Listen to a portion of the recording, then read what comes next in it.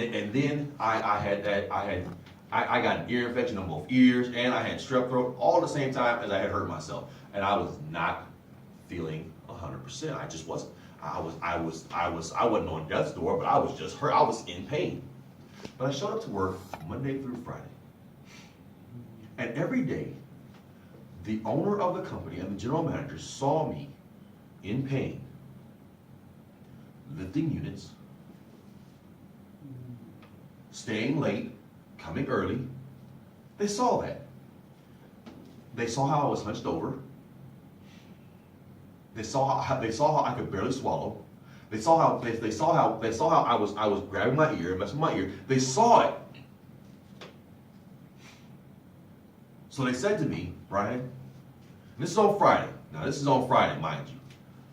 Brian, we want you to go home. And I was like, man, what did I do something? First thing I said was, did I do something wrong, sir? He said, no, Brian, we see you're in pain.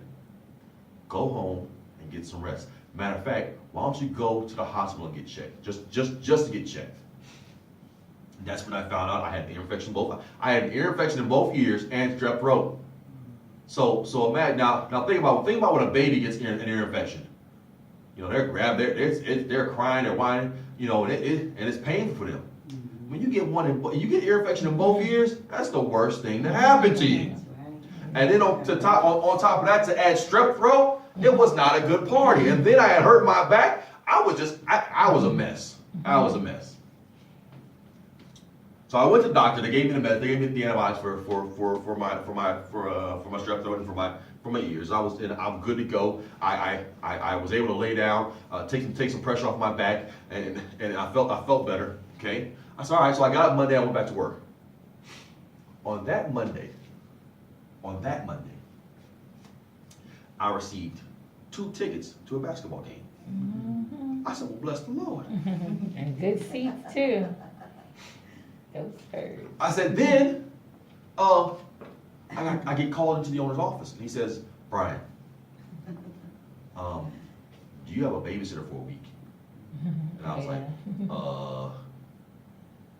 I can get one. Why, what's up? He said, I want to give you tickets for this cruise. That's true.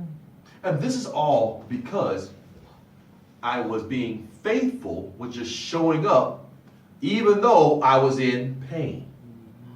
Even though I was in discomfort. You know it's going to take some discomfort for you to get to the point to where you're at. It's going to take some pain. It's going to take some heartache. It's going to take some things that you're not used to, some things you're not comfortable with. It's going to take you to go through some stuff that you just don't want to do. But if you're faithful with doing it, yes, amen. Even though no one shows up but you, yes, even though no one pats you on the back, even though no one says you did a good job, if you're just faithful in doing it, hallelujah, it's not about what man sees. Yes. It's all about what God sees in Yes. you. God saw something in Zacharias and his wife Elizabeth. They were faithful for many years, even though they had no son. Yes. So God decided, you know what, on this day, I'm going to give you a son. Hallelujah. And it's because of this, it's not because of what you have been doing that people have given you a pat on the back. It's because of your faithfulness to my kingdom. Yes. Father. Hallelujah. That he gave him a son. Good word. And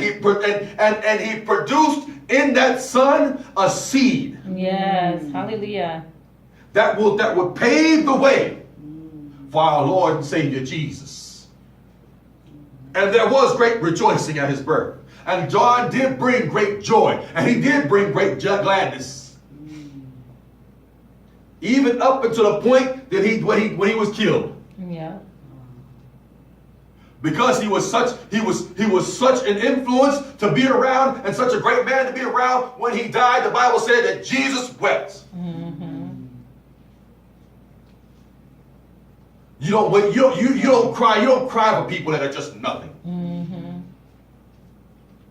You don't mourn. You don't mourn. You know what? If I don't know you, and I go to your funeral, I might be like, okay, hey, sorry for your loss.